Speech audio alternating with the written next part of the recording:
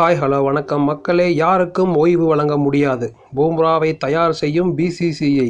ரோஹித் முடிவில் திடீர் மாற்றம். டி20 உலகக்கோப்பை தொடரில் தொடர்நாயகன் விருதை வென்று சாதனை படைத்தார் ஜஸ்பிரீத் பும்ரா. இதன் பின் இந்திய அணி விளையாடிய இலங்கை அணிக்கு எதிரான டி20 மற்றும் ஒருநாள் தொடரில் பும்ராவுக்கு ஓய்வு அளிக்கப்பட்டது. தற்போது இந்திய அணி வீரர்கள் அனைவரும் ஓய்வில் இருக்கும் சூழலில் அடுத்ததாக வங்கதேசம் அணிக்கு எதிரான 2 போட்டிகள் கொண்ட டெஸ்ட் தொடரில் இந்திய அணி களமிறங்க உள்ளது. செப்டம்பர் 19ஆம் தேதி சென்னை சேப்பாக்கம் மைதானத்தில் முதல் டெஸ்ட் போட்டி நடக்க உள்ளது. அதன் பின் செப்டம்பர் 27ஆம் தேதி கான்பூர் மைதானத்தில் 2வது டெஸ்ட் போட்டி நடைபெற உள்ளது. இந்த டெஸ்ட் தொடரிலும் பும்ராவுக்கு ஓய்வு வழங்கப்பட முடிவு செய்யப்பட்டதாக கூறப்பட்டது. ஆனால் அந்த முடிவை தற்போது தேர்வுக்குழு மாற்றியுள்ளது.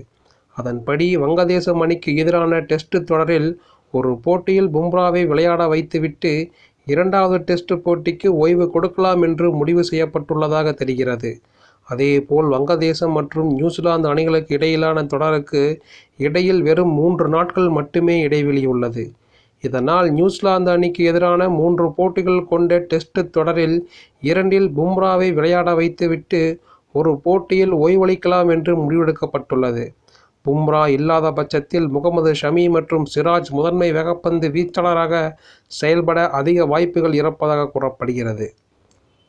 இது குறித்து பிசிசிஐ நிர்வாகி தரப்பில் பேசுகையில், சொந்த மண்ணில் நடக்கவுள்ள டெஸ்ட் தொடரில் கூட அனுபவ வீரர்கள் தேவை. அதனால் அனைவருக்கும் ஓய்வு அளிக்க முடியாது. இங்கிலாந்து அணிக்கு எதிரான டெஸ்ட் தொடரில் கூட இந்திய சீனியர் வீரருடன் இணைந்து ஒரு இளம் வீரருக்கும் வாய்ப்பு அளிக்கப்பட்டது. அதே முறைதான் வங்கதேசம் மற்றும் நியூசிலாந்து அணிக்கு எதிரான டெஸ்ட் தொடரில் பின்பற்றப்படும். அதேபோல் ஆஸ்திரேலியா சுற்றுப்பயணத்தை மனதில் வைத்து துலீப் டிராபியில் சிறப்பாக விளையாடக்கூடிய வேகப்பந்து வீச்சாளர்களும் தேர்வு செய்யப்படுவார்கள். அவர்களுக்கு ஆஸ்திரேலியா தொடருக்கு முன்பாக சொந்த மண்ணில் விளையாட வாய்ப்பு வழங்கப்படும் என்று தெரிவித்துள்ளார். இந்திய அணியின் நட்சத்திர வீரர் பும்ரா டி20 உலகக்கோப்பை தொடருக்கு பின் சுமார் 2 மாதங்களுக்கு மேலாக ஓய்வில் இருப்பார். இதனால் ஆஸ்திரேலியா சுற்றுப்பயணத்திற்கு முன் பும்ராவுக்கு சில போட்டிகளில் விளையாட வைப்பதே சரியான அணுகுமுறையாக இருக்கும். கடைசியாக பும்ரா இங்கிலாந்து அணிக்கு எதிரான டெஸ்ட் தொடரில் விளையாடி 15 விக்கெட்டுகளை வீழ்த்தியது குறிப்பிடத்தக்கது.